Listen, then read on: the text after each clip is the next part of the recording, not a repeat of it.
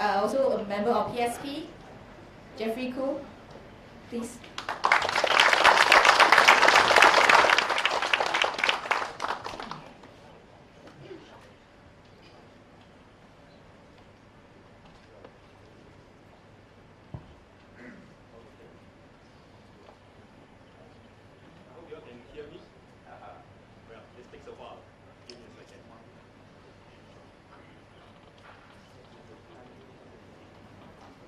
Okay, while waiting, I think my voice is loud enough, so let's do this anyway, right? Good evening, Dr. Tay Kheng Soon, Secretary General of the Progress Singapore Party.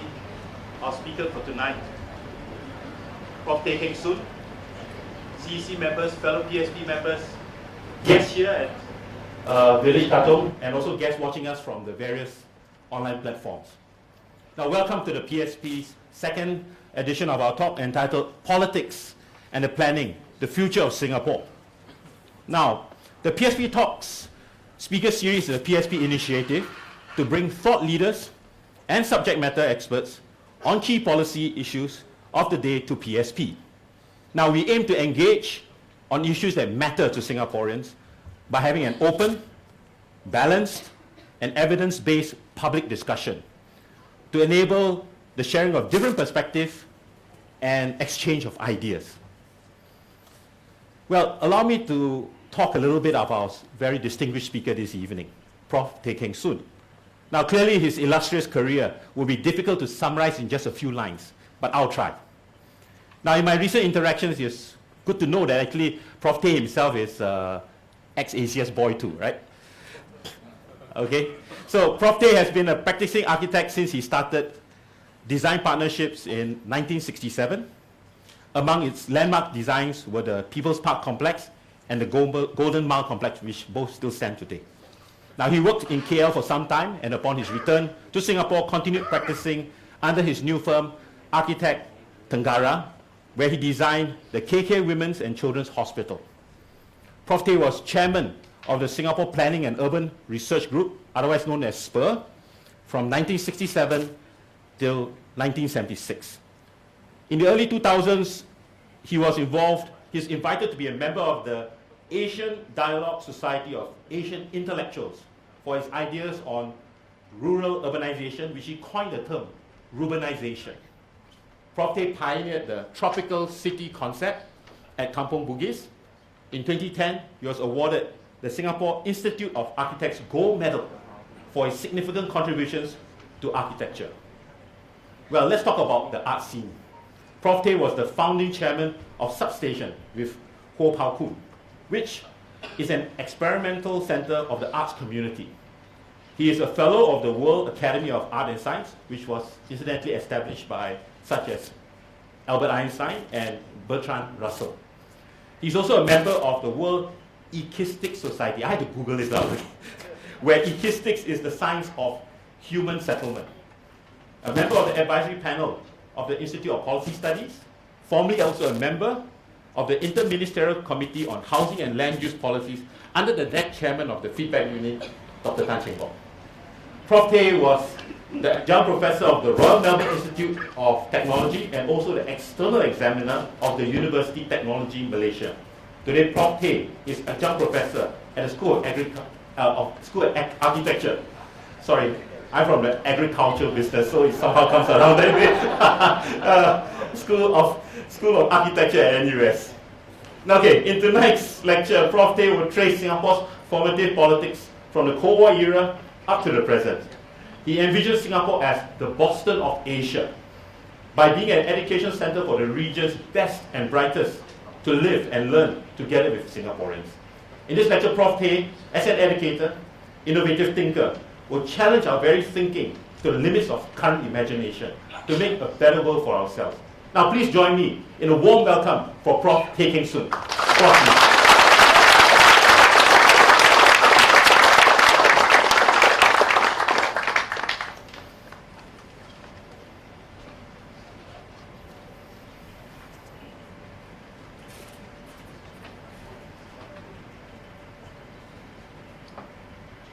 It is indeed a great honor for me to be invited by PSP to talk on my favorite topic, which is the intersection between politics and planning. There is no such thing as planning without politics. I must say that when I was a young 25-year-old, I met Dr. in Athens, who coined the concept of epigenetics. So I challenged him. Something wrong with this thing. I challenged him. Hello? Hello, hello. That his system of 5 key elements regarding urban planning missed out the most important element, and that is politics. Because politics is the process by which it is decided who gets what, when, and how. And in Singapore, I think we all know who gets what, when, now, and how, every time. Okay. So, politics and planning the future of Singapore. I'm full-time on Facebook, so when I talk about this talk, people ask me, what's the point of talking about the future when the present is what matters, right? You talk about the past, you talk about the future, you never talk about the present. So I'm going to talk about the present now. When I say I'm political, but I want to be clear, I'm not party political. In 1968, Lee Kuan Yew called me up because I had written an essay. That was when I was 28 years old. The essay was Housing, Identity and Nation Building. He was intrigued by it. He called me up and gave me a grilling. Because he says, interesting, but he disagreed with my fundamental concept, and that is, we must preserve the kampong. Why? Because we need to preserve the gotong royong spirit for our future. He totally disagreed. He says, the kampongs are backward, we should demolish all the kampongs. So I disagreed with him. But to his credit, 1 week later, he asked George Thompson to tell me that he wants me to join the party because he needs an architect in the cabinet. After due consideration, I said, no way, man. Because I only support sincere and competent people. At that time, I didn't think he was sincere. Okay, so the talk today will cover the following 12 points, but not necessarily in this order. It's basically the old order, and we need to think about the new order. Okay? So the old order is the geopolitical situation, which is controlled by the Anglo-American order that runs the whole world, right? With the finance behind it and reinforced by military and diplomatic forces. But this is now is being contested by China, and we are in the middle of it. The second most important issue is genetics. Lee Kuan Yew's basic human theory is about genetics. If your genes are good, then you will produce smart children, and then that will be the future of your society. So the society must be run by genetically endowed people. But he forgot the science of epigenetics. I will talk a little bit more about epigenetics, which is the influence of the environment, both the external environment and the internal environment, on your genetics. What the scientists have found is very interesting. The active part of our genetic endowment is only 20%. That's 80% that is mysterious, right? And they have found that 80% can actually switch on or switch off the genes. So you may have very good genes, but because your environment, your experience in life is so bad that you have decided, your genetic system has decided to switch it off. So it works like that. So as an architect, I'm very concerned that we must create a very enabling environment so that the environment will help us to switch on the right genes. Okay? And because of the genetic theory, we have a meritocratic system that has evolved into elitism. right? Meritocracy is fine because we don't believe that people should be put in leadership positions just because of their race or just because of their family background or because of the color of their skin, right? But meritocracy, given the genetic background of ideology, right, can in fact becomes elitism.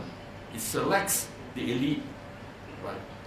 So we have an education system that's really 19th century, right? It's based on producing the kind of skillful and hardworking people to service the machines, the industry, right?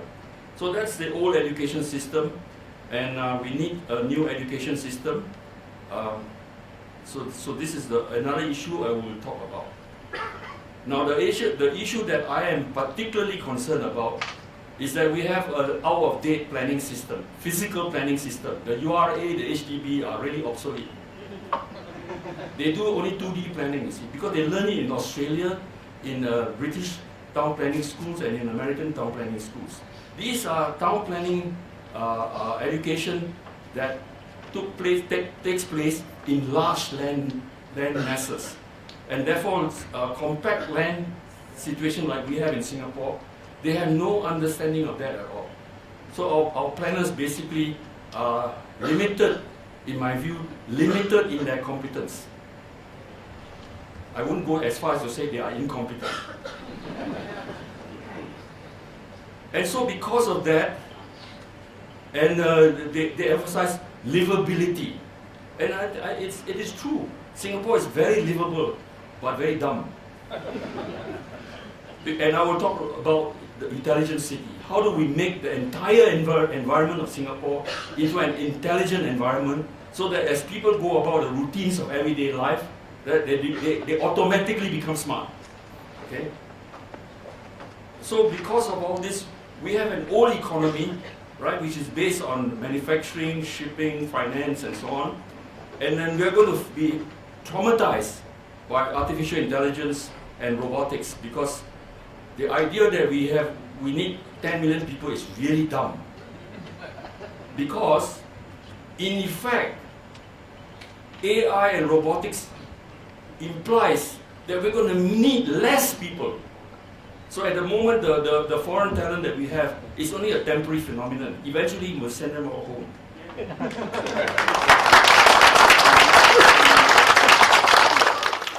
Now, because of the meritocratic elitist system and the genetic idea, right? So we have a stingy state. Make a lot of money, keep a lot of money, dole out small bits of money to make you happy now and then. Right? So what has happened in our 2D planning, our old education system, our old politics, is that we have produced sheeple. Right? But we need intelligent citizens. The 21st century is going to be driven by intelligence, right? Knowledge, right? Application, commitment, passion. These are the things that are important. But what we have now, we have a livable city, but it really is a service city, right? So all the professions, all the technical people, all the administrators are simply part of the service industry, right? And what is the service for? The service is simply to fulfill our role in the global supply chain. That's all, right? We invent nothing, we create nothing. We are simply the middleman between various suppliers and the supply side and the demand side. This is changing fundamentally. And I suggest that the most fundamental thing we need to rethink is to become an education city itself. Singapore should be and can become the Boston of Asia. Boston has 65 universities and institutions of higher learning. Right? Singapore has got what, 4 universities, right? Not enough, right? Imagine 1 million people coming in from Southeast Asia. Southeast Asia got 600 million people, right? And if you apply the 2% rule, 2% of any society are exceptional people. Therefore, in Southeast Asia, in ASEAN, there are 12 million exceptional people. If we can bring 1 million of them to Singapore, live and learn with our exceptional people in Singapore, exceptional not only at university level, at polytechnic level, at ITE level, at the schools and so on, we will be the brain center of this part of the world. Okay? Globalization. We all now begin to understand that globalization is a big trick, right? Because all it does is it makes the rich super rich and the rest not rich enough. And therefore, the economy of the world is stagnated, okay? But we have a regional economy which we must begin to work towards. How do we develop this? And the only way we can develop this is through education. Bringing the brightest and the best in the region, live and work with us, right? They go home, they are the people together with us, will create the whole new friendship economy of Southeast Asia. So the little red dot that we are should become Simalindo, Singapore, Malaysia, Indonesia. Okay? And that will be the core from which you radiate out into the whole of ASEAN, including China and India, Korea, Japan. We become the part of this whole matrix of creativity. Now, I want to talk, basically go back a little bit. These are the things that influence us. Adam Smith, the invisible hand of the market, right? Karl Marx, the Communist Manifesto, 1848. Frederick Hayek, The Road to Serfdom, right? Karl Polanyi, The Great Transformation, 1944. John Maynard Keynes, Simultaneous Economics, right, 1930. Goh Keng Swee, who studied in the London School of Economics, heavily influenced by John Maynard Keynes, right? Studied at the LSE.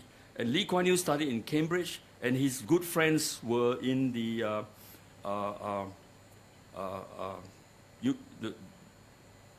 Singapore Forum in London. Now, the real world is a combination between ideas and politics. So we have the reality, right? Mossadegh, who was the prime minister of Iran, right, kicked out 1953 by CIA. Patrice Lumumba, 1961, assassinated by CIA in Congo. Ngo Dinh Diem, who was trying to build the bridge between South Vietnam and North Vietnam, assassinated in 1963 by the US intelligence. Confrontasi, 1962, which then was a confrontation against Malaysia, which was a combination between Singapore, Malaysia, and the Borneo territories, right? 1963-65. Operation Cold Store in Singapore, 1963. The massacre in Indonesia, 1965, right? By the CIA, who worked together with the new Indonesian forces that underpin Sukarno, right? And killed nearly 1 million people. And many of that money, a lot of that money came to Singapore, Bangkok, and Taipei. And then Singapore independence, 1965, right? And then Operation Spectrum, 1987. We have some Operation Spectrum victims here tonight. Okay, so that's the background. Now, and a very important background to all of this is John Perkins, who used to work closely with the American intelligence. He got out of it, and his book, The New Confessions of an Economic Hitman, you must read to understand the role of the secret services of the United States. American people are the most generous people, most good-hearted people, but their intelligence system is another thing altogether, right? So independent Singapore is based on being hospitable to foreign direct investment, but has to tame the people through the fear of the stick and and the hope for the carrot. That is how Singaporeans have been manipulated over the last 50 years, right? And this drives the politics, the planning, the culture, and the education. Was there any other way at that time? This is a moot point, but I think that Doc will understand. You went through that whole process by which the taming of Singapore happened. We will talk about that some more. Okay, and Singaporeans are now kind of adjusted to that taming process, right? And I think the fact that the new political parties that are emerging now is a kind of wake-up situation. There's a waking up process that's going on, and this has to be seen in the context of the U.S.-China contestation, which we do not know how it's going to work out. So basically what I'm saying is that the new situation requires new thinking that must replace the old thinking. New politics must replace the old politics. New planning must replace the old planning. New education must replace the old education. New economy must replace the old economy. So this is the situation we are in, right? And this is a process that's going to work itself out, I think, not so smoothly. It's going to be very contested, and the next 20 years is going to see huge transformations. So, what do we see in Singapore? Can we imagine the 5 community development councils becoming 5 nations in which the local forces, right? Imagine 5 elections per every year for each of the 5 CDCs, right? The CDCs right now is simply a large version of the People's Association, right? But I think that we can imagine how we can democratize the whole of Singapore by having 5 different political entities competing with each other. That would be the ultimate process by which democracy in Singapore will develop.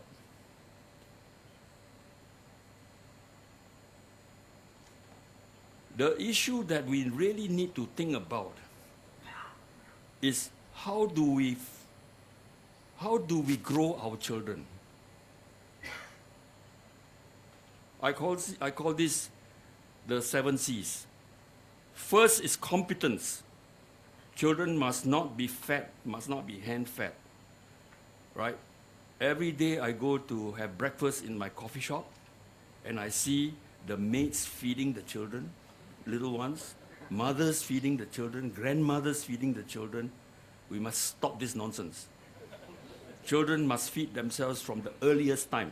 Never mind messy, but that is the beginning. Because without that competence, right, they have no confidence.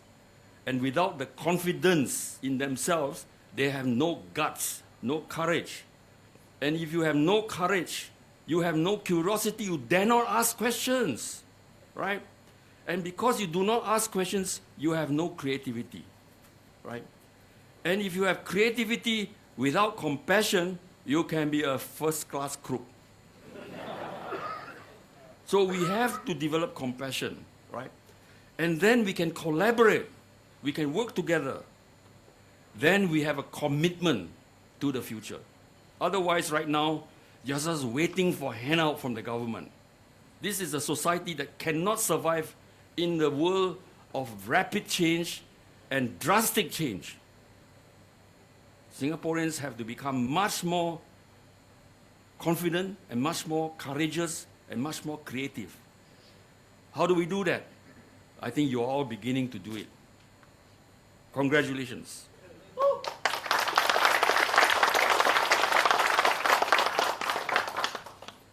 But we have to work against this LKY's theory, you see.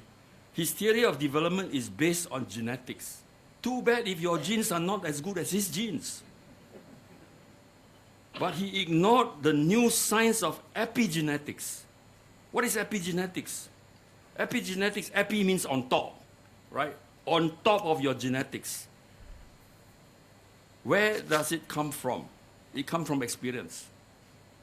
If we have a better school system, if we have a better political system, we have a better cultural system that is much more interactive, much more questioning, much more collaborative, right? Arguments must not only be arguments, the arguments must lead towards collaboration. And when we can collaborate together well, then we change our epigenetics. Very interesting. Our genetics, the new science of genetics has found that only 20% of your genetic endowment is used. That 80% is dormant. We do not know how it is functioning, right? But it is actually very important. If we can switch on the epigene, right, we are fundamentally a very creative people, right? This is what has happened. Monkeys have been trained not to eat bananas. This is a very interesting experiment. They put a ladder and put the bananas on top. So the monkeys will rush up to get the bananas, right? Then they get an electric shock. So they run down. Then they wait. They wait for another chance. They rush up again, kena another shock.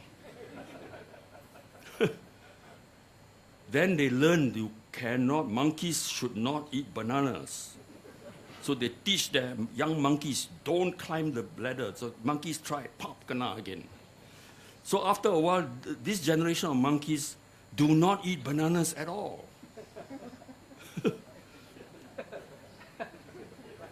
Then they grow old, the old ones die off, the young ones grow up, and they have babies, right? So the babies of the previous generation now teach the new babies, bananas are not meant to be eaten. So this is the epigenetics, you see. It's how you train the mind, you train the genes, you know. So this is what has happened. So this generation of monkeys don't eat bananas. Now, 3D planning methodology. I'm going to talk about 3D planning methodology and how to replace the 2D planning methodology. Our URA is all trained by Australian, UK, Europe, and American planning schools. They are all two-dimensional. Land use planning, right? Put the factories here, put the city here, put the commerce here, put the housing here, put the recreation here, and so on. They are all separated. That is the way we plan. That's the way they were taught to plan, right? And that's why, Doc, when we work together on the community center in Jurong, right? We changed the thing, right? The community center is not just a place for the community. It's an education center. It's a facility for the old people. There are medical facilities. All kinds of things happen. That is the reality. The reality is things that cannot and should not be divided neatly into different compartments. Our whole planning department, our whole planning process is based on departmentalization, separation. Okay? So our housing estates are all separated into different functions. Okay? Which is completely wrong. 3D planning, right, means we must combine all the different functions together, right, in a way that makes things very convenient, right? Living up, this is a shop house. Live upstairs, maybe 50-story or 20-story, doesn't matter, right? Come down, and below is all the school, the shops, the facilities. Live upstairs, then do all your things downstairs, right? Reduce the need to travel. The whole principle of transport planning is to reduce the need to have transportation. Of course, you cannot completely eliminate it, so some transportation is necessary. But if you reduce the amount of transportation and increase the amount of social space and functional integration, we will make a much better society that is much more efficient with much more free time. Okay? Now, this is 3D planning. This is shocking when I did the arithmetic.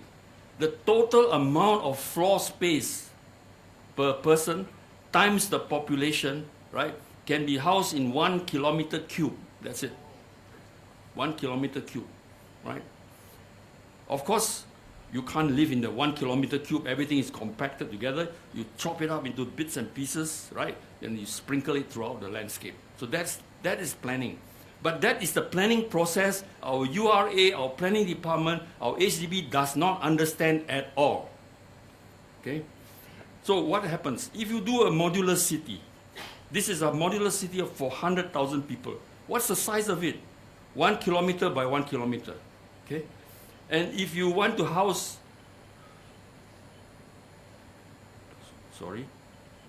if you want to house 7 million people, that's it. Right? Each one of these, where's my pointer? Each one of these is 100,000 people, surrounded by farms. 70 of these, 7 million people. The size of the green area in the center is 4 times the existing green area. We can bring back the tigers. Okay? So this is the problem. Our town planners cannot think like this. Because when they went to the schools in Australia, New Zealand, America, they don't think like this at all, right? I went to the planning school in London and had a lot of quarrels with my professors. Okay, so I looked at this thing. This was 5 years ago. I did this study because I was curious. If we, from Pandan Reservoir here, which is your constituency, right up to East Coast Parkway, right? This is the city area, right? I computed all the floor area, all the land area, and this is the land area, the amount of square meters, right? And I calculated we can house 2 million people there, which means that if we had adopted this planning process, we could have eliminated 5 new towns. Right, and this would mean this would be the huge, the new Singapore, right? What is the plot ratio? 4.5. No big deal. Okay, this is what it might look like from Pandan Reservoir to Marina East. Okay, 2 million people. Okay, building into the sea and so on. This is the downtown area. This is what do you call it? Gardens by the Bay. And then now, of course, 5 years later, the planning department, the URA, and the government, Lawrence Wong announced the Greater Southern, what is it called? Southern Waterfront, yeah, which is basically this idea. And they stuck to the same 2 million. They didn't do that recalculation, Yeah. But they never acknowledged me. But I don't care. But seriously, this is going to be a fundamental shift. Imagine 1 million ASEAN scholars coming here. Now, this is something which is very important, we must clarify. There's so much misunderstanding, right? People are grumbling that why are we giving so many scholarships? Well, it's only $278 million a year to ASEAN scholars, right? And then we can't afford to pay for our student who, what, $180? Yeah, $185, right?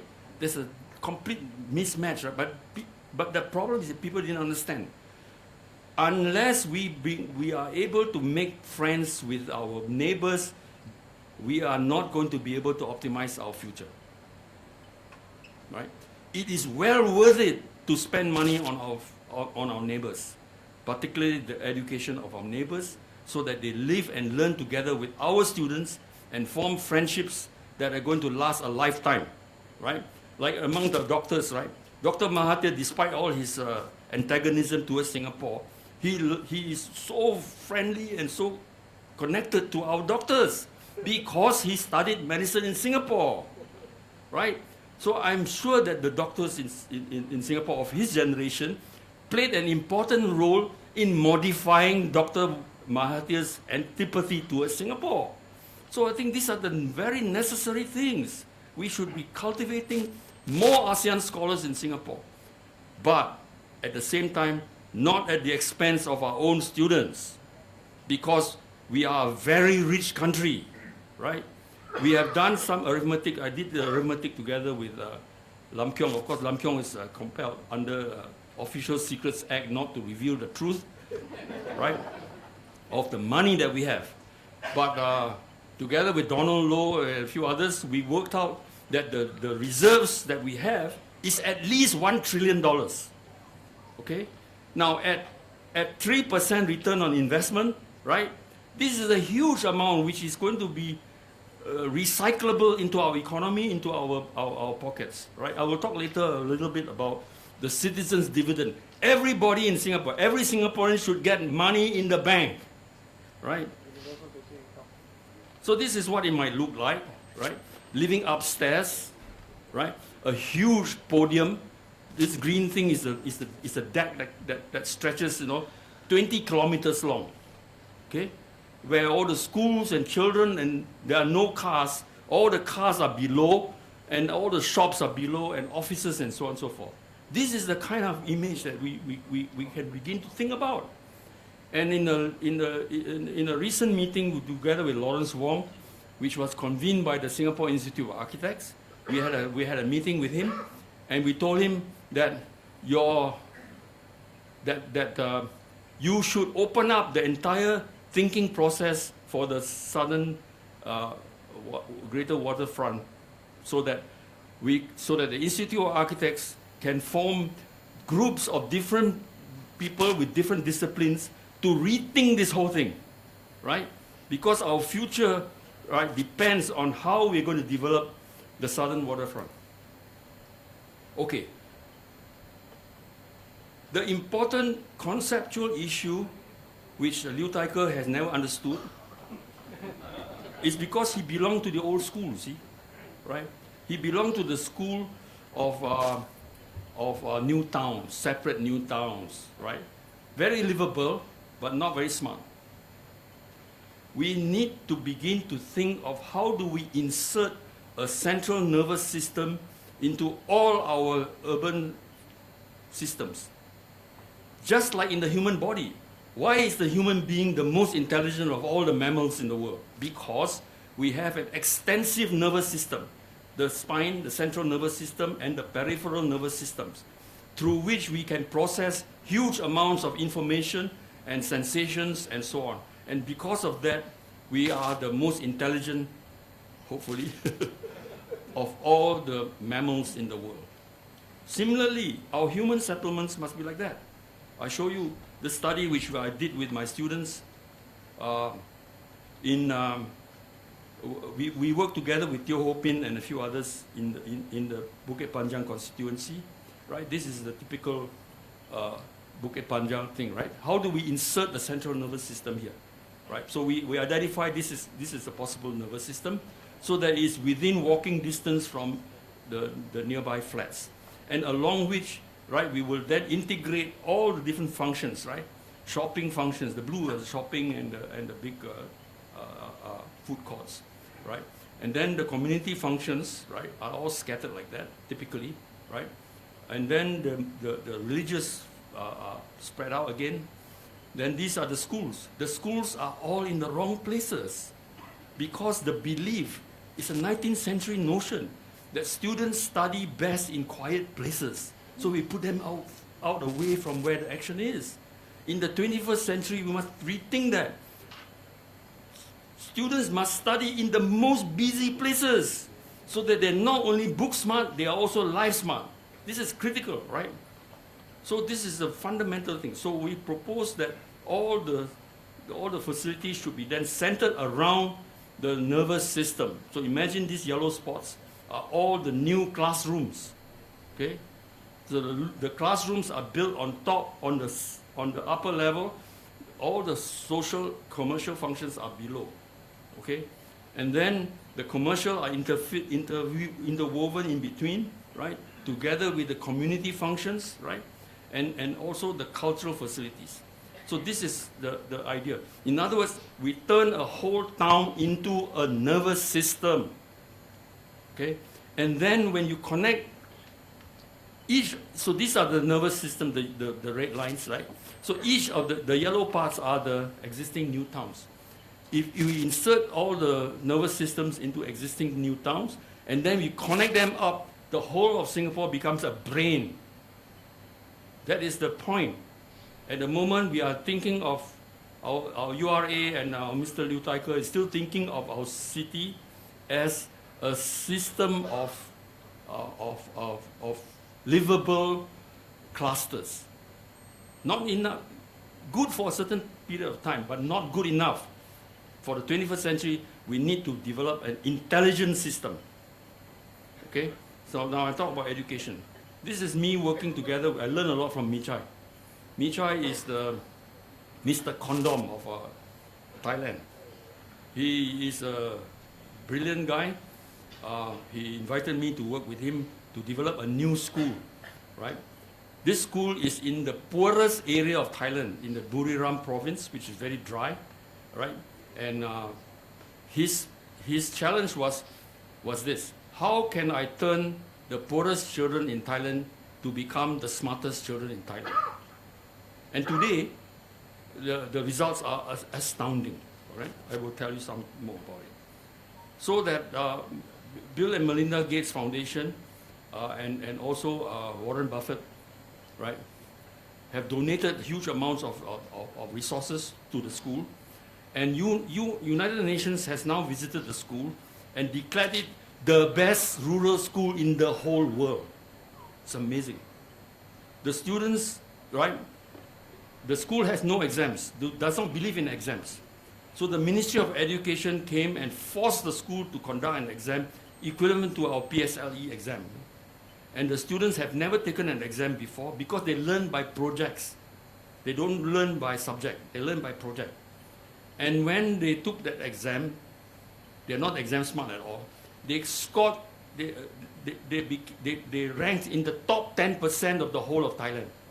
These are the 12-year-olds. No? Today, 20% of those students are now at the university and University of Khon Kaen, and they are regarded by the university as the best students in the university. It's amazing, right? Okay. So, no exams. Students learn through their own projects. And how do they select the projects? The projects are to help their families become richer. Okay? So the role of the teachers is to support the students' project with mathematics, with science, with geography, with history, and so on. Because the students relate what they learn very well because they realize that what they need to know, right, is related to what they need to do. So deciding what to do and learning what you need to know in order to do what you need to do, right, produce very, very smart kids. So this is the different way of education, right? So these are the typical things. I was very happy with this picture. I built this huge dome which is made of bamboo, right? And the dome has become the village center, right? And by the way, the village is organized around a village bank. The village bank is capitalized by if every villager plants one tree, gets $1 US dollar from donors, right? So they got $10,000, and that $10,000 is the basis of the microcredit system, right? And the bank is run by 24 people. 8 are the retirees in the village. 8 are the active adults, men and women, and 8 are the teenagers. So the teenagers are part of the bank. So they learn how to run the bank. And by the way, in the school, they hire and fire the teachers, right? They are in the, they sit on the school's committee to buy the procurement policy, so that they need to buy textbooks or buy some computer equipment or whatever. They sit on the purchasing process, so they understand. So they learn how to be real and how to apply their school knowledge to the real world. So this is, and if we can do this in Singapore, right, over the next 10 years, right, we will have a completely different Singapore. So the sociology of learning for the whole community. Learning is not only in school. It involves the whole community. This is a good friend of mine, Ezio Manzini. He is a professor of design in the Milan Polytechnic. Okay, he does not design things. He designs situations, right? And I think, Doc, you know exactly what to do about how to design situations. You create a situation in which people will come up with their own solutions. That is the process by which you democratize talent. You democratize learning process. That is the thing that the PAP has failed to do, because the PAP wants to control the entire thinking process, right? As the father that controls the child. And so the child remains a child forever. So this is our problem. The problem of Singapore is Singaporeans are too timid to dare to think, right? That's why we need foreign talent. So people will auto-organize themselves. They organize themselves to solve a problem or to open new possibilities. That is the whole process, right? And they have a high degree, develop a high degree of initiative and entrepreneurship. Singapore is founded on entrepreneurship. Without entrepreneurship, we are dead ducks, right? So that we shift from the dominant passive attitude to the highly active and proactive one, okay? And we then in the process create creative communities. Imagine every housing estate is a creative community. Can we imagine that we can have cooperatives in the whole of Singapore? I will talk about cooperatives later, right?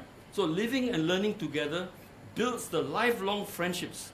Singapore can be the Boston of Asia. We bring in the best and brightest students into Singapore, right?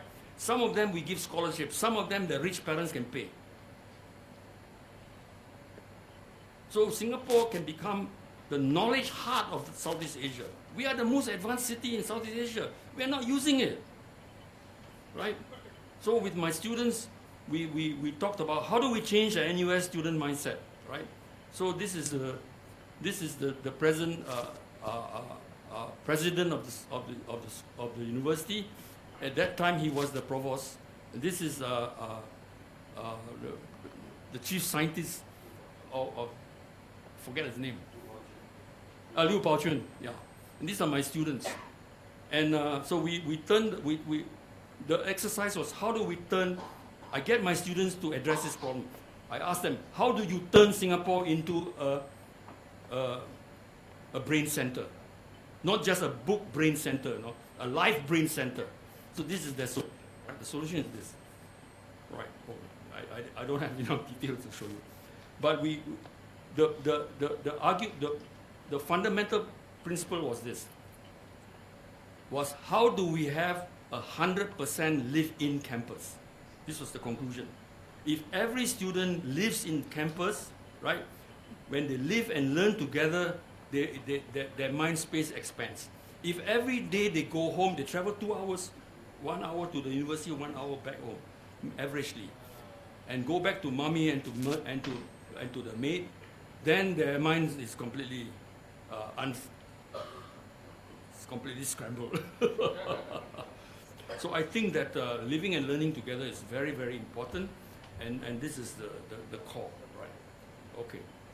So based on these educational ideas, I presented the super school concept at a symposium organized by the Institute of Policy Studies, and they invited a whole lot of ex-school teachers and principals to attend, right?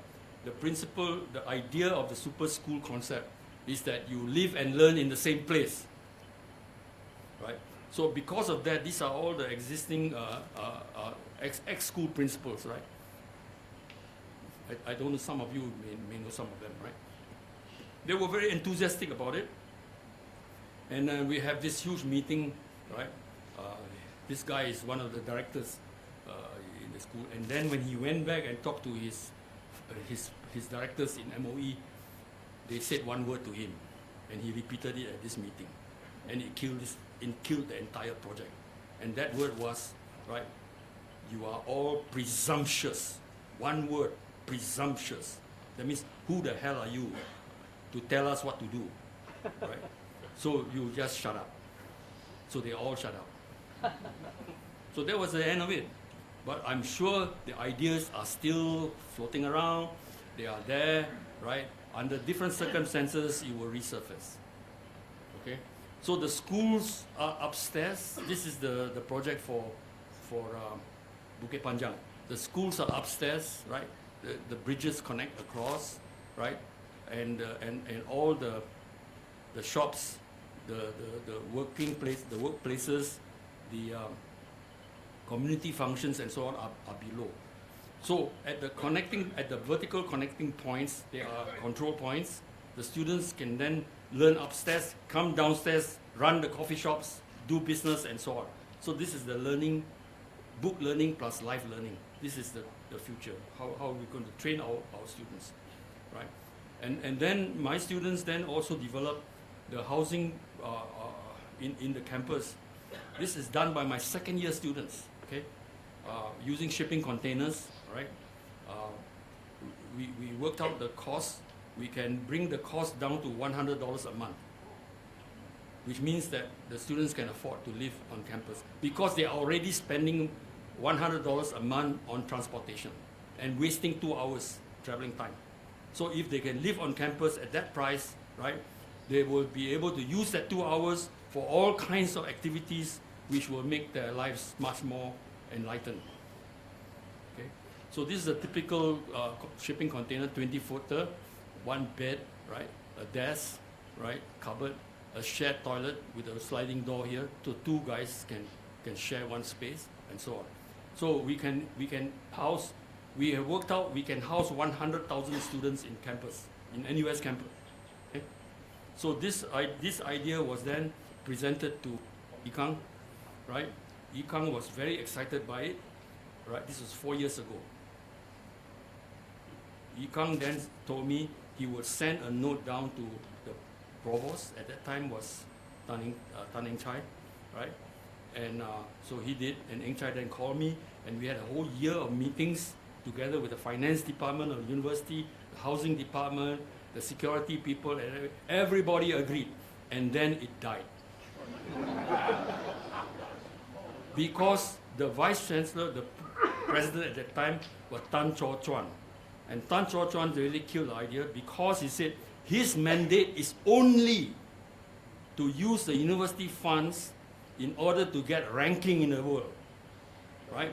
You cannot use the money for any other purpose. That was 4 years ago.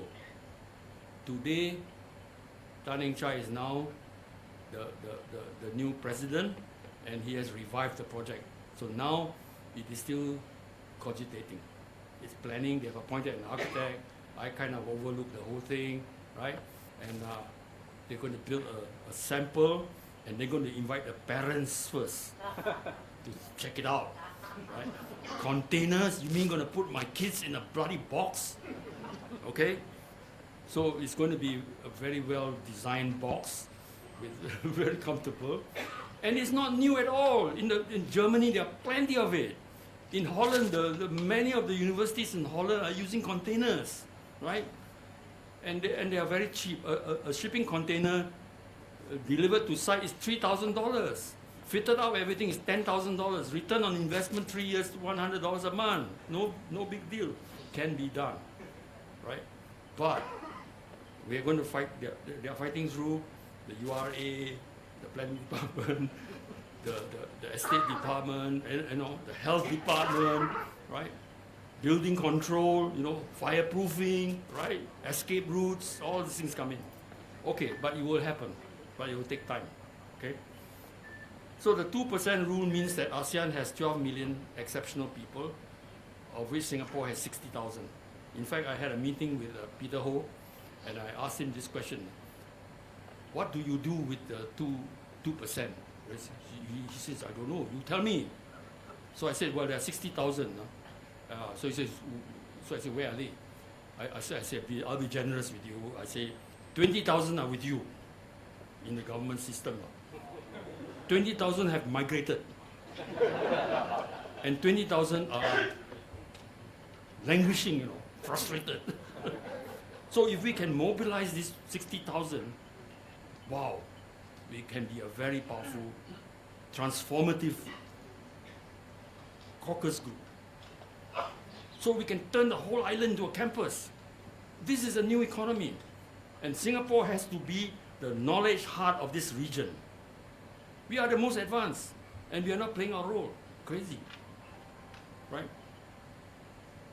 We have to consider the city and the countryside as one space. Now I'm talking about the region now, huh?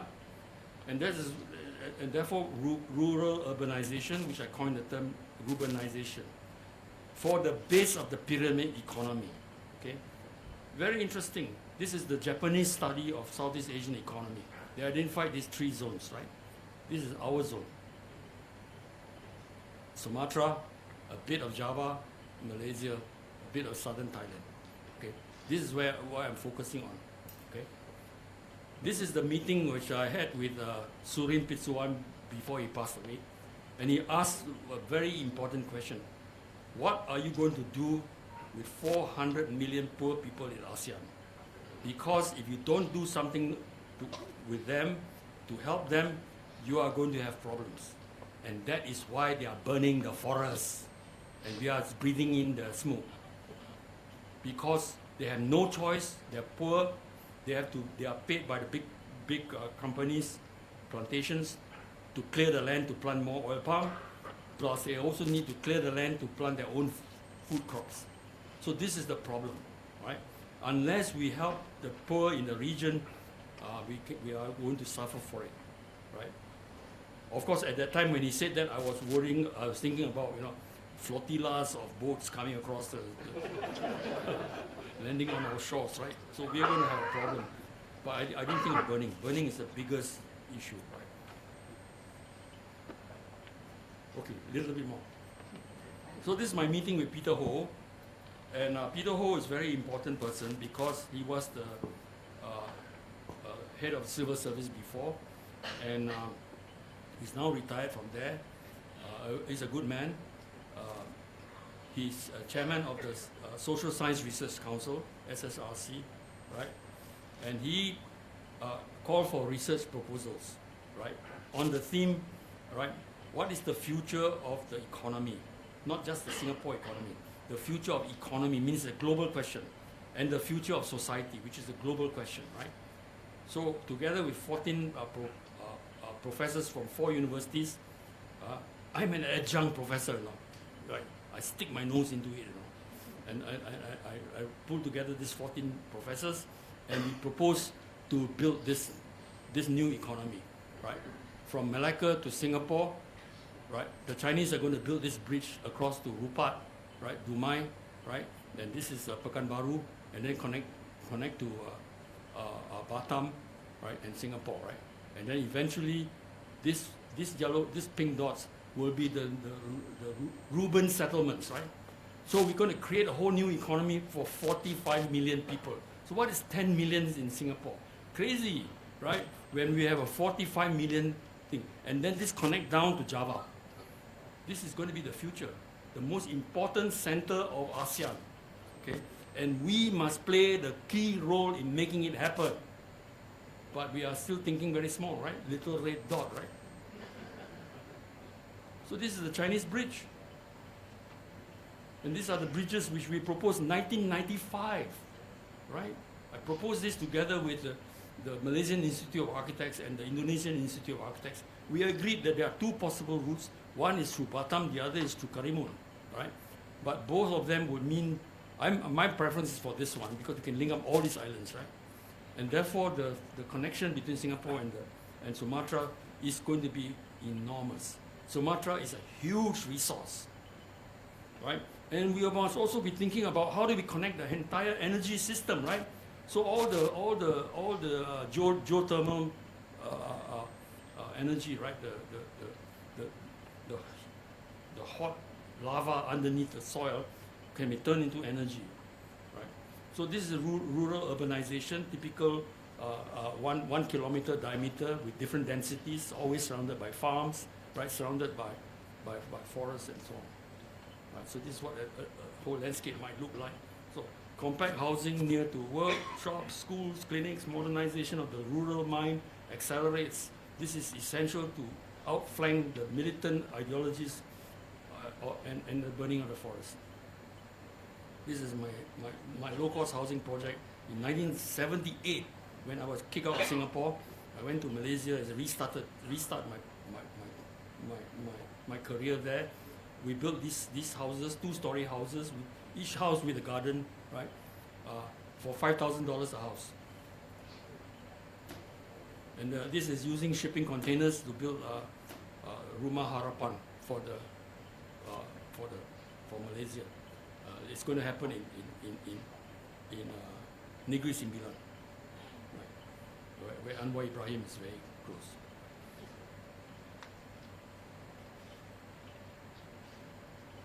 So this is the Asian Dialogue Society. There's Anwar Ibrahim, there's Surin. This is Tai Quan Trung, who is a Vietnamese intellectual but he's passed away. This is Khalid Jafar. This is Yasus, who is the former Minister of Education for Philippines. So we have this conversational group that is sharing ideas, and all of us have our networks of contacts and so on. This is where this is the informal think tank, and the members of this group stretch from Turkey right up to Japan, right? 100 intellectuals all over this whole area, right?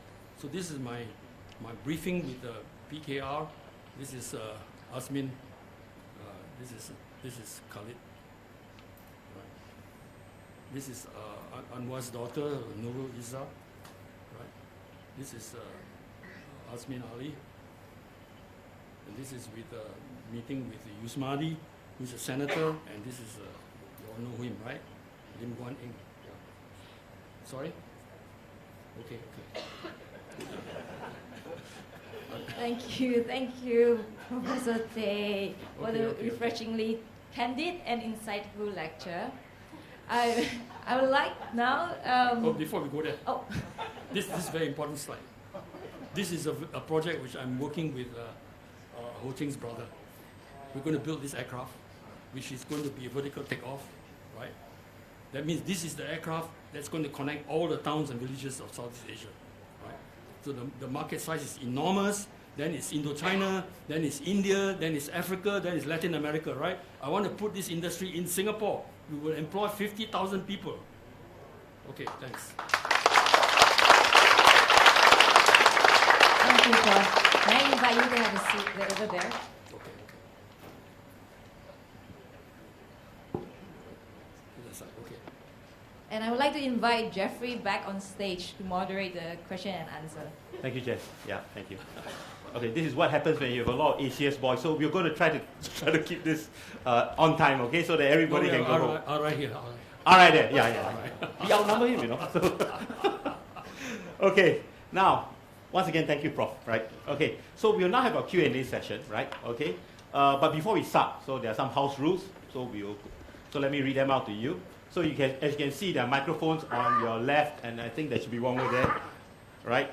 You can walk up to the microphones, ask your question. Please identify yourself also, right? Now try to limit yourself in your question to about 2 minutes, right? Ask a question. A question usually ends with a question mark. It does not end with a comma. Words still multiple commas, right?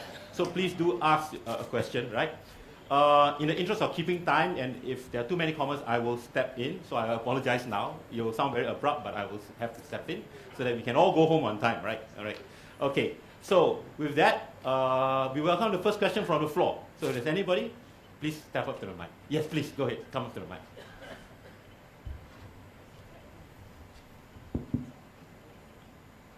Hello, my name is Teresa. I actually saw this, came to know about this talk through Facebook. I'd like to thank Professor Tay for a very insightful and very happening sharing, very, very full of profound wisdom. We regretted you didn't accept Lee Kuan Yew's invitation. Now Singapore will be a lot different now. I'll be in jail. I'll be in jail. Okay, my question is, with the advance in digital age, technology and all that, people are going into e-learning. So it means that education has a third door, that I need not travel to a country, but I can just, through Skype or e-seminar, whatever, I learn in that way. Maybe only to go to a country for 2 weeks or maybe in between semesters. So how would this then apply to your sharing of, we want to turn Singapore into a Boston city someday. Is there a third door for that too? Yes. Well, in fact, Harvard, MIT, and all the top universities in Boston are already doing that. They are online, so you can sign up. But there is a big difference, right? The difference is the conversational learning.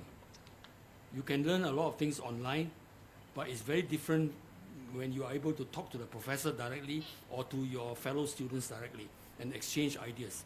So what has happened in many of these distance learning programs, right? After, maybe after a year or so, you spend a month. You spend a month in Boston, right? And you interact and you learn through interaction.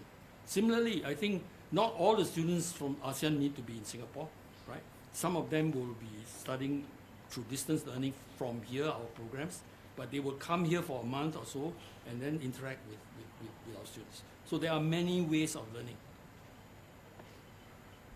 Yeah, please.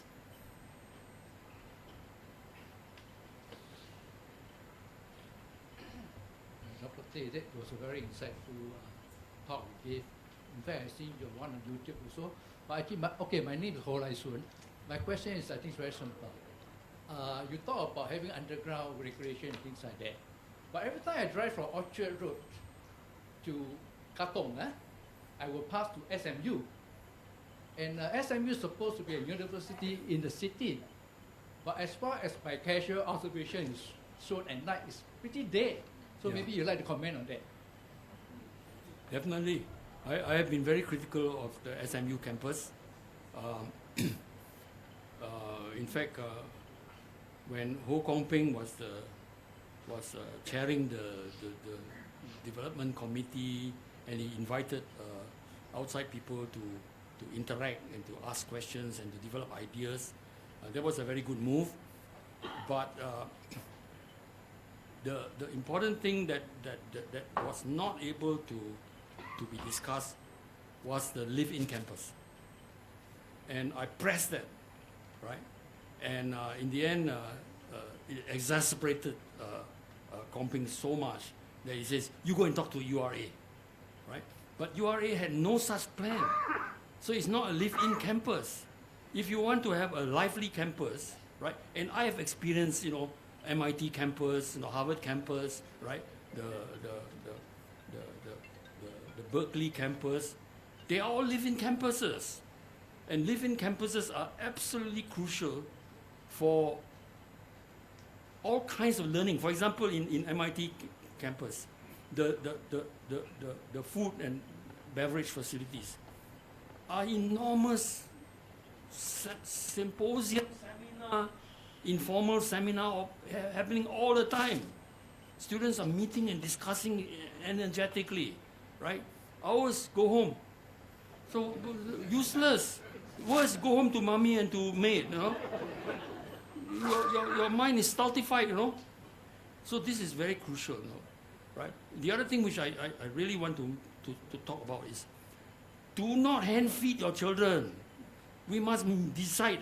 If anything that we can conclude tonight is, We must go back and tell our children, right, who have children, do not hand feed the children. Let them make a mess. Right? Tell the maid, do not feed the child. Once you do that, then the child expects to be fed. Then the child expects the government to feed him. So this is the completely wrong way of thinking, you know. I mean, Doc and myself, we all went through the Scouts, you know. Scouts are fantastic because we learn how to mess things up, you know. and cook and, you know, scrub the pots and all sorts of things. That's how we learn initiative, how we learn to take things into our own hands, right? Otherwise, you're expecting things to happen for you. That's a nonsense society, you know. Future of Singapore is dead dark, you know, if you do that. So I think, of course, parents and maids, of course, maids follow the parents, right? Parents want to do it out of love of the child. But this is a wrong way of loving the child. You're killing the child. So, if anything tonight can bring home, it is this message. Tell your children, never feed the child. Yes, the next question. While he's taking his time to please, you can line up on the other side too. And I have just to add to what you have said actually. In NUS also it's very clear that those that actually have lived in the campus. Big difference. Yeah, there's a big difference. When they come out, they actually be able to interact more, and the alumni is a lot stronger. Only The bonds are a lot 20%, stronger. only 20% can live in, and can only live in for one semester. Yeah, exactly. Right? Yeah. And it's $500 a month. We are saying 100% live in, $100 a month. Big difference. Yes, please. It's a very good insight speech you've given. I have a few questions to ask you. Given the fact that we Singaporeans built to confine our thinking in a way that we all know, we are hardly thinking out of the box. A good example, I myself has been caged in a box for more than 40 over years until I went to Thailand to work. And then I said, wow, this is something not right. I have 5 grandchildren. My daughter, 1 maid not enough, hire 2 maids. Feed them, spoon them, and do everything. So after this message, I start to get worried, you know. That the 7th C you talk about is the cascading one lead to another C, which is very true, because I myself, when I went overseas, you have to fence yourself, everything by yourself. Absolutely. And no longer like in the army, Sadia, you straight and then you follow away from instruction.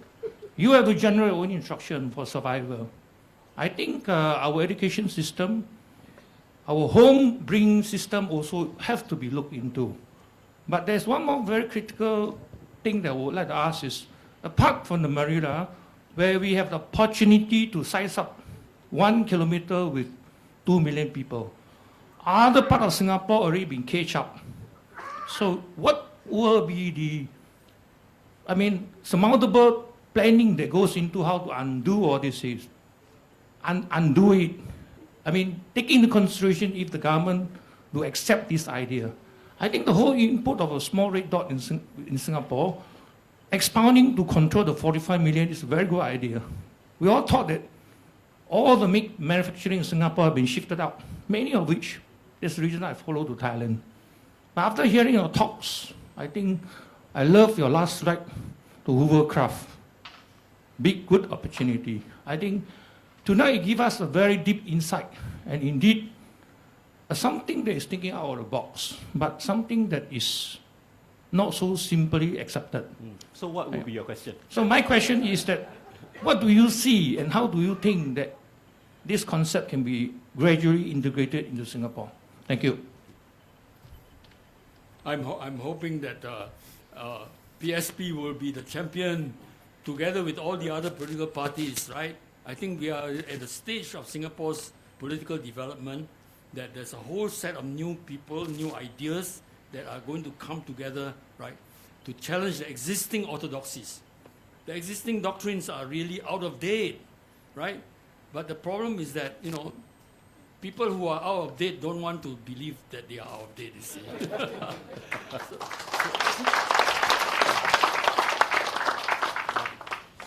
Okay.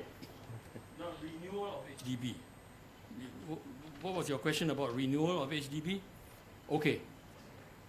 In the last in the presentation which Khoo Swee Yong, Yo Lam Kyong, and myself presented About 2 weeks back. about 2 weeks Yeah. ago, right, where we looked at the problem of the inadequacy of the inadequacy of retirement, because so much money is tied up in the HDB flat, right? Because people have been wrongly induced to believe that the asset value of the flat will never go down. It will go down. There's no way it cannot go down. It must go down, right? 99 years, right, it will be zero, right? And we must be very grateful to Lawrence Wong, who told us the truth. Yeah. So the issue is that, and the other thing is that reinforced concrete structures are designed only for 100 years, because the steel inside the concrete is only 2 inches away from the surface, no? So any little crack, the water goes inside together with the carbon dioxide, which becomes carbonic acid, will eat away the steel bars. And no engineer will certify structural stability after 100 years. He's not going to put his neck on the block, okay? Which means that they have to be demolished. The question is, demolish and then build what, right? I'm arguing that the Greater Southern Waterfront, right, with the 2 million people, and I showed the picture, right? It is very livable at plot ratio of 4.5.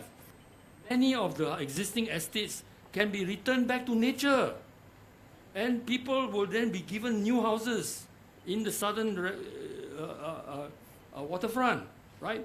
And we turn that whole waterfront thing into a gigantic university city. What a great joy it is, to live and learn. We are not going to stop learning, no? Even at my age, I'm still learning, right? We will be learning, and the joy of learning, together with young people, with new ideas and all that, that will be a wonderful new city in the south, right? So I think that the transformation of our existing estates will increasingly be going on, right? But also people must have choice. Some people want to live in the kind of rural, more vegetated, more greenery kind of environment. Yes, that should be the case. But my argument has always been, even if you live in a very rural kind of setting, you must live in close, compact settlements, so that your clinic, your school, your grandchildren, and all can live closely to each other with all the facilities next to you. This idea of spread out development is a Western concept, which is a disaster. America is completely a disaster. That's why Donald Trump is so powerful, because he is trying to. His votes are coming from the disaster area. Yeah. Okay. Francis had a question. Yes, please.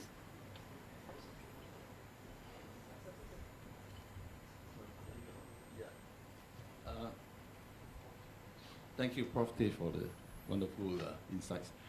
Maybe 2 questions. Quick one. First question is, I think there was talk about underground city. So I want to hear your view about underground city, because I think Liu Baochuan talks about, he's an expert at building tunnels and all this. I worked with him during the SF days, RSF days.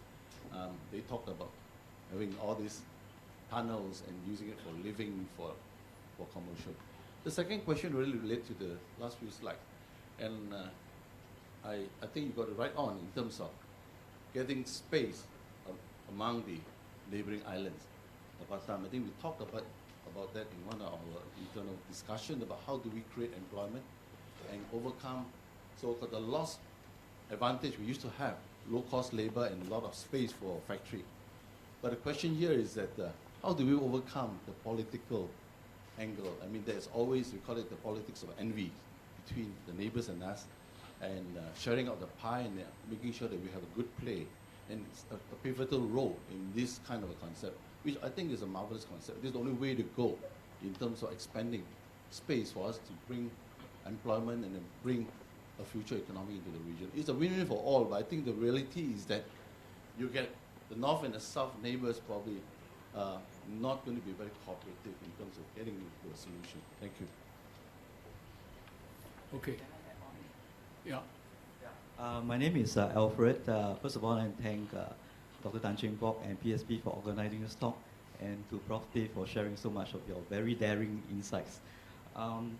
Leading on to what Francis said earlier about the north and south neighbor, because earlier on you mentioned that there was, I think this is in public domain, that 260 plus million spent on foreign students. Those students, I believe, are mostly Indian. I don't know whether I got my facts right. But anyway, yeah, so like politics of envy, how do we reach out to like our Malaysian and Indonesian counterparts so they can work together for what you call the new ASEAN core of 45 million people on the east part of Indonesia, sorry, the west part of Indonesia. But also President Joko Widodo also mentioned that he's going to shift the capital of Jakarta to East Kalimantan. So how do you factor that into your planning? Sorry, a lot of questions. The last question is that, yeah, all these things take a lot of time. How much time do you envision we can have a new ASEAN core? Thank you very much. In fact, I'm going to Sumatra tomorrow, okay? And it is to discuss with a very big industry developer there, right, who is actually raising this question. How does Singapore play a role in the development of Sumatra? Okay. I also had another very important meeting with the biggest industrial estate developer in Java. Okay. His name is Damono, and he told me a very interesting point. He said, in Indonesia, we have enormous resources. I say, agree. And he says, we need Singapore. I say, huh? You need Singapore? You can do without Singapore. He said, not true. We have a lot of food products which we want to export to China. But China does not trust us. They trust you. One of Singapore's important role is to be a quality assurance branding process. That is how we must work with our neighbors, right? We must bring advantage to them, right? Then we will share in the prosperity.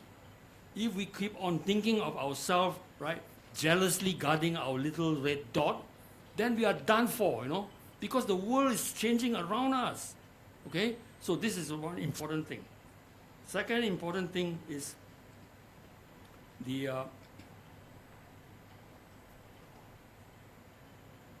what was it? The regional. Sorry? Politics of envy. Politics of envy, okay. I showed those pictures of my connections with the Malaysian, the new people in Pakatan Harapan, all right? In one discussion I had with Azmin and also with Anwar Ibrahim, it is very clear. They want to have joint friendship with Singaporeans. So when I put to Azmin, at that time Azmin was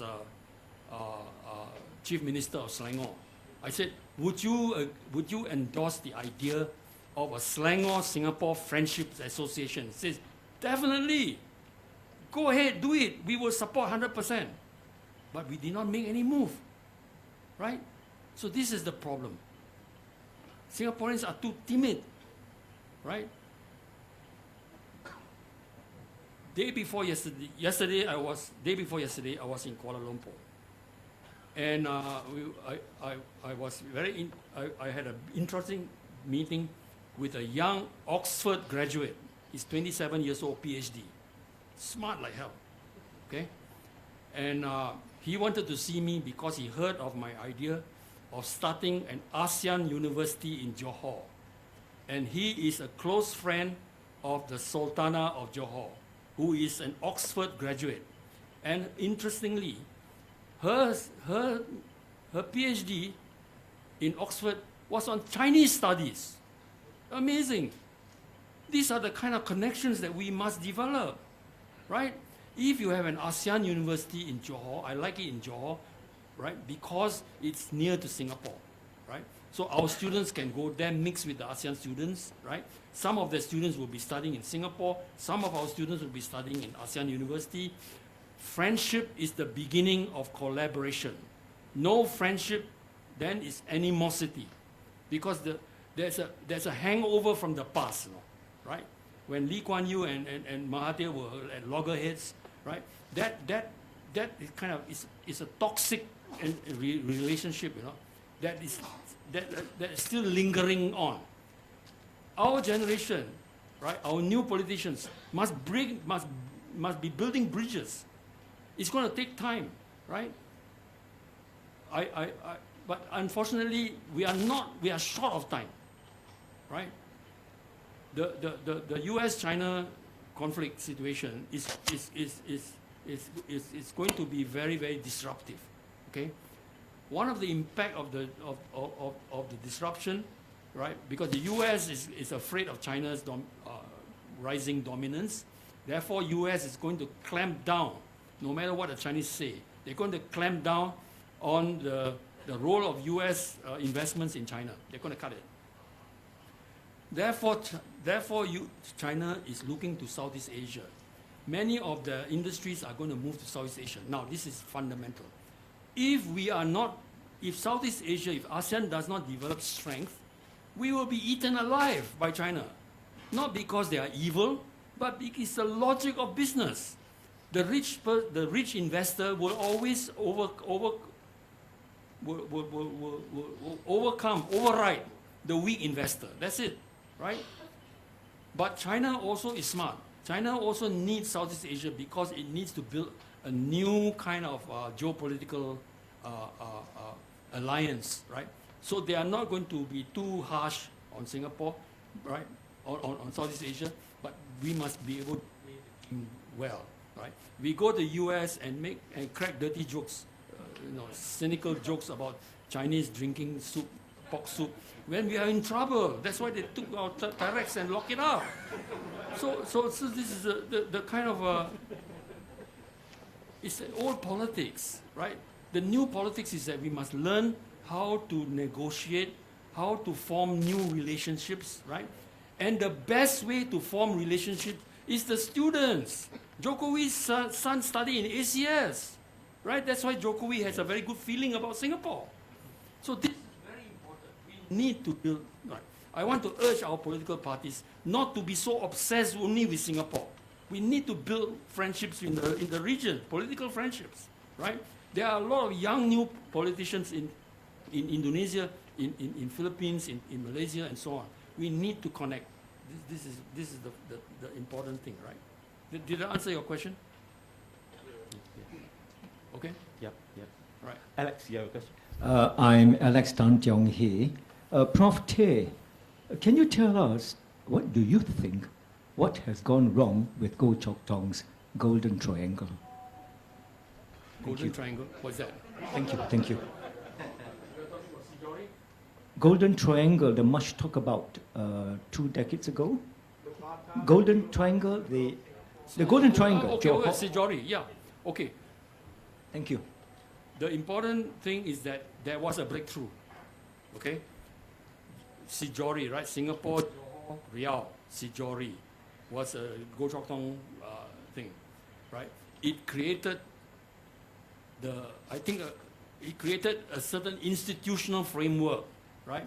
Which is still there, right? And that is why there was quite a lot of investments from Singapore going into Batam, right? And also resort developments in Bintang and so on. So all of these things are there, right? But it kind of plateaued, it kind of drifted down. There was not enough momentum, right? But the important thing is that the institutional framework is there. Now, when I talk about Simalindo, it is to take the Sijori institutional framework and blow it up big, right? But it's not going to happen without the friendships that are going to be necessary, right? The educational friendships, the political friendships, the people-to-people friendships, and so on. So We have a role, not just a political role. We have a human-to-human role, right? I try to encourage some of my friends to set up the Singapore-Johor Friendship Association. But somehow they don't know how to go about it, you know. Singaporeans are really lacking in initiative, no? We are waiting for instruction or what? Come on, don't have to wait, just do it. Be a Nike, just do it. Let me add to something here, because I think I know a little bit on this subject, particularly with relationships with other countries and all that, right? Now, for example, the university in NUSS and all that, the society, the alumni themselves, we also reach out to alumni of other universities. So that's also one way. It may not actually be at the student level, it could be the post-student level, at the alumni level. So it's something that's happening, maybe as what Prof said, should be done more, right? Maybe at a different level, but it is something that we should grow, right? So can we have the next question, please? Yeah. Hello. Okay. Hi, I'm Jen. Thank you, Prof. Tay, for, this is really something you don't get to hear in most political parties in Singapore. The whole idea of changing our culture, changing our mindset. And I think this is very important, but I would like to, go back to this mindset problem, because of when you mentioned the living in the schools, right? And, encouraging the children to participate in the activities down below on the actual schools, not the university one. So what I want to ask, right, is, given the mindset of Singaporeans, right, what I fear is that they are going to turn this into like some point scoring thing. And you know how they turn CCA into like CCA points, and then it becomes like now parents are just competing which school to put my kids into to get the better CCA. And if I'm rich, I even have a pay-to-win system, get the CCAs that need to spend more money so that other people can't get into the leadership positions, and all that kind of things. And you even see that somewhat in the NUS hall system, right? Because I've known many of my friends, right? They are saying like, we need 2 CCAs just to retain in the hall, stay in the hall, and you still need like leadership position. And all their efforts are spent on all these kind of things instead of pursuing their passions. So so how do you get out of this mindset? How do you get out of mindset? Join the Scouts. But the Scouting Association also becoming yeah. Well, I think that's the reason why I've been pushing for 100% live-in campus. Once you live and learn together, and you have to look after yourself, right? You have to plan your own timetable, your own thing. You will liberate yourself from the standard mindset that once you go home it's that way. The mother, I'm sorry, I'm not the mothers control their children too much because they love them a lot. But I think there is a need to rethink the way of loving your child, right? The way of loving your child is to let them be freer to develop themselves. I give you an example of my own children. My second son, when he was very small, I was on a tree, frangipani tree, so not very high, about like that. And he wanted to go up there and sit there with me. So he came on crying and making a hell of a noise for me to go down and pick him up, I refused. I said, you climb lah.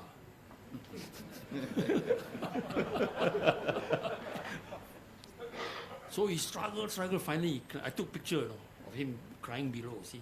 Then he came up, by the time he got up, I took another picture, was smiling, That was when he was 4 years old. Then I was so proud when he took my kayak when he was 18 years old, and he rowed a kayak from Singapore to Tioman. And then he threatened to row from Singapore to Kuching. Right. So that's the kind of courage, you see. You know, without courage, that's why I thought about the sailing the 7 seas, right? Competence first, confidence, right? Then courage, right? And then without courage, you dare not ask questions. Therefore, you are not curious. Without the curiosity, you cannot be creative. This is the absolute concrete flow. And parents must learn this, right? I am right now, I am in discussion with 2 school teachers who are now running their own private tuition because they're fed up with the school system, okay? And they are working with me to prepare a working paper which we are going to put to certain key people, right, influential people, to start a teacher training program. Because we tried, right, I tried, together with the ex-school principals, to change the education system. You cannot change the system because the entrenched people will never allow you to change anything because their livelihood is there, right? In fact, Jack Sim told me this. Jack went to see one of the previous ministers of education and explained to him the problem. And the minister says, don't talk to me about it. You better talk to the next minister. Because they know if they were to make any changes, the parents will come down on them like a ton of bricks. It's the parents that are running the Ministry of Education. Do you know that? Because it's a triangle, right? MOE here, teacher here, parents here, this triangle. The triangle is the most stable of all structures. Cannot change. I'm arguing, right, in the super school concept, we need to have a rectangle, not a triangle, right? So the 4th factor in the relationship, so you have the MOE, you have the teacher, you have the parents, but you must have the employer, okay? The employer is the one that the parents are frightened of. Because the employer, the parents are worried that the son will not get a job, okay? I was at a meeting which was called by the what is it called? It is the association of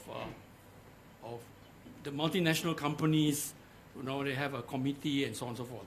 And they called the Ministry of Education to meet them because they wanted to know why is it, they asked this question to the ministry, why is it we prefer to employ a second-rate Australian graduate and not a first-rate Singapore graduate? Ministry was stunned. It's because, and the answer was because the Australian graduate, second-rate Australian graduate, he's got savvy and he's got initiative. You guys don't have it, right? You are waiting for instruction. So this is a problem, right? It's a fundamental problem. So we have this fundamental problem which is at the cultural educational level. At the political level, the government, the ministers are frightened like hell of the parents because they vote, you see. So this is the situation that we are in. But we need to communicate to the parents that the kind of future you think that your children are going to get, that future is no more. The world is changed completely, right? You do not need to know, right, all the stuff that the PISA score ranks you. You need to develop the human capability, the curiosity, the initiative, the courage. These are the critical issues, right? Because the rest is going to be run by robots, right? They don't need human robots anymore, right? So you are forcing your children to become a human robot. You are wasting their time. You are wasting your future. So this is the fundamental. The world has changed really fundamentally, right? Right. So how do we? So one of the issues I didn't have the time to talk about, you know, the change in the political system. I'm serious. We have 5 CDCs, right? We should turn them into 5 different governments, right? So that each CDC will have its own election, no? Right? So one CDC may be run by PSP, another one run by by WP, another one run by SDP, another one run by PAP, and so on. Let them compete lah, right? So who can do better, right? So people can see, oh, this is a much better place. I move there lah. So.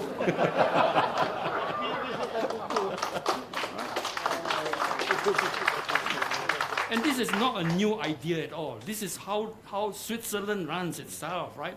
All the different cantons, right? Right? And then from there, they select the people who then form the central government, because you need a central government to look about, to talk about the overall economy, talk about the finances, talk about the security, talk about the foreign policy. So that you need central government. But local government must deal with local issues. So there should be 5 ministries of education.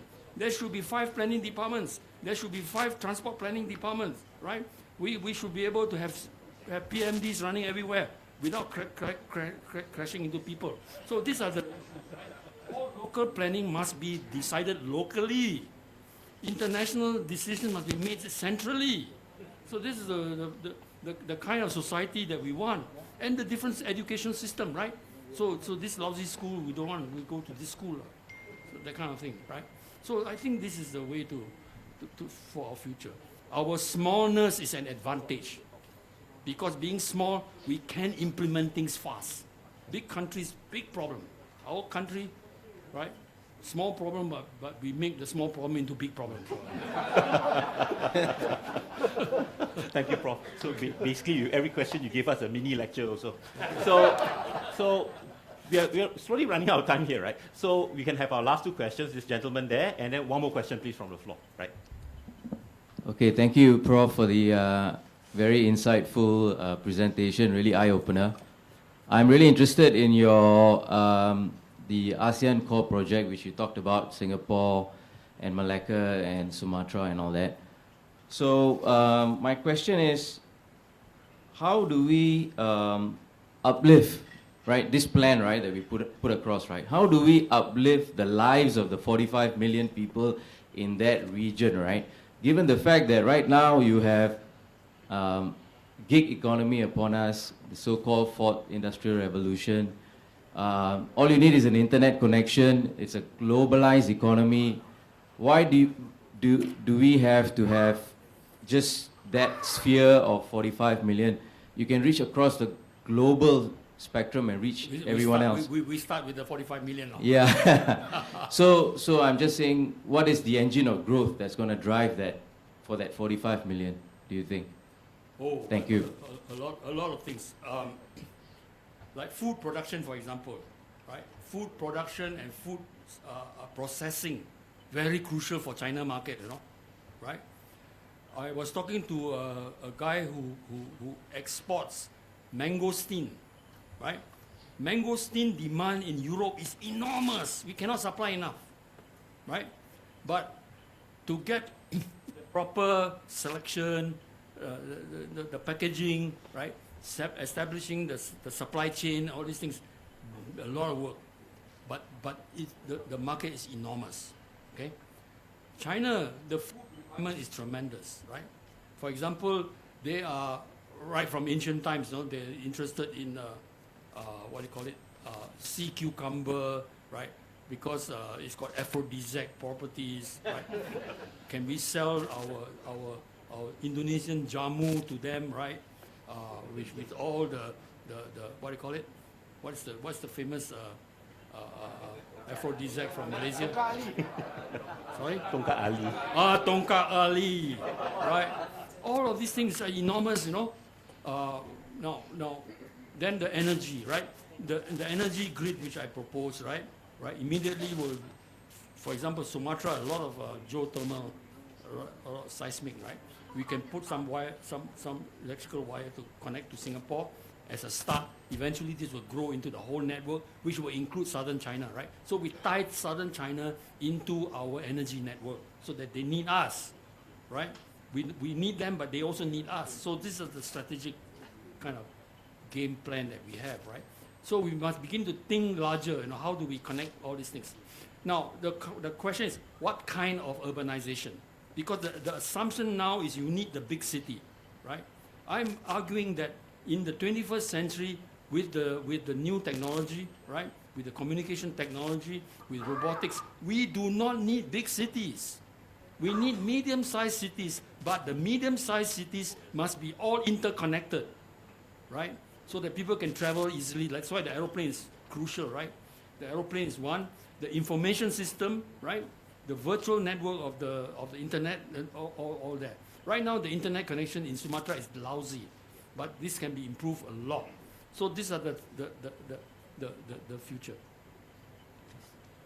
This is the last questions. Yes. All right. My name is Lou. I'm a PSP member. I observed that the number of questioners, you only one young people. So I'm just wondering whether more young people have questions for Prof. Tay.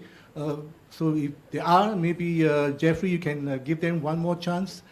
For me, the question is this. The young person talk about mindset change, right?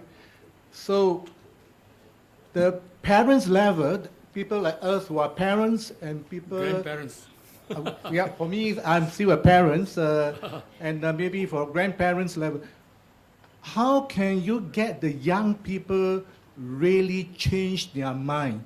Because you have presented many, many innovative, visionary ideas to many, many powerful people around the regions and also in Singapore. I can see Wong Yi Kang was there. That time he's supposed to be the Minister of Finance, the Education, and yet he couldn't make the provost or the chairman or the president of the university to do what is good for the university and for the children or for the kids. How are we going to change? I guess that's my question. Thank you. The other day at the forum on the solving the problem of the asset value decline of HDB flat owners, we made two recommendations. One is the automatic renewal of the lease. When it reaches 50 years, you're given another 100 years, another 99 years. But you know that when the flat reaches 100 years old, it has to be demolished. Okay? But you will get a new flat free. So that was one proposal. So that is to safeguard the value of the existing flat, which we have to. Second one is the new BTOs for the young people, right? Must be priced only at building costs, no land costs. So therefore, the price of a BTO flat would be half, in fact, 1/3 the existing price, because the existing price of a BTO flat is 1/3 is building costs, 2/3 is the land cost. The land price goes to SLA through HDB. So we want to chop that, no more. Because once you do that, the young people will have more disposable income, therefore are more daring in what they do. This is fundamental. If you have no money, you dare not try anything. That is why the younger generation today in Singapore are the most conservative. It is the old buggers, right, who are the radicals. Yeah. So the old guys are the ones who have understood the reality and who have less to lose, right? So therefore you are more daring.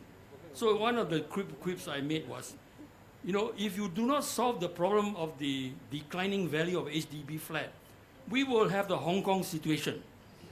But the people in the streets are not going to be young people, they're going to be old people. Because their whole livelihood, their savings is tied up in the flat which is declining in value. So therefore they are going to be the ones, so the old in Singapore are going to be the revolutionary class. The young are the counter-revolutionaries. Right. Thank you, Prof.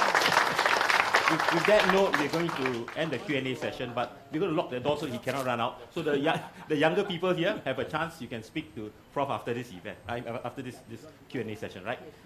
Thank you very much, Prof. Tay, Jeffrey, and the audience for the lively Q&A session.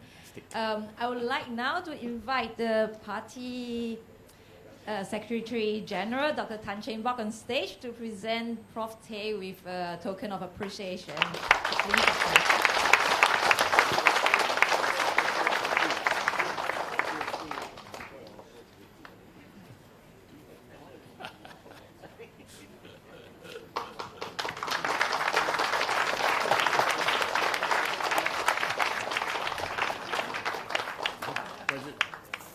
Oh, teddy bear.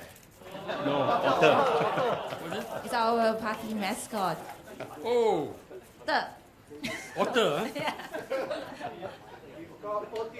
Perfect. Because the otter is the aquatic. It's a land and sea animal, right? So this is very perfect. This is the symbol of the new ASEAN. May I invite you to share a few words? Anyway, I want to thank you very much. So let me tell you how I got to know this chap. When I was a very young MP, I had very grand ideas of what I want to do for my constituency. And one of the things I wanted was to create a community center to actually cater to all the Singaporeans living in my area. That means the young, the old, the able, and the disabled. So I gave this plan to an architect. And the architect wasn't on the same wavelength as myself. Because I proposed barrier-free, I proposed intergeneration center, I proposed a lot of things.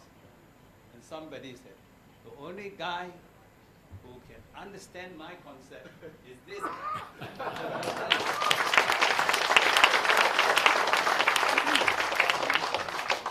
And I think we built the first international, the first community center. Intergeneration. All the facilities, the young, the old, the able, the disabled. And he's so smart. He hit all the ranks, and PA couldn't find the ranks. How the hell we have a building? It's a disabled for disabled, but he could manage. So I think it's important. Singaporeans must think out of the box. If we are all now in the box. If we really don't think out of the box, I think this country will degenerate. And we must not be afraid. We must challenge new things. That's why I can work with you. But there's a lot of pain. Because when we proposed all those centers, I lost some of the fundings because, it wasn't in the whole concept of the community center because this particular area is not catered by the so-called ministry or whatever, PA, because it is not in there. So we have to raise funds to get all the things you want. But having said all that, you must do what you believe in. And that's what I like about this guy. It took a lot of pain, right? That's what I like about this guy.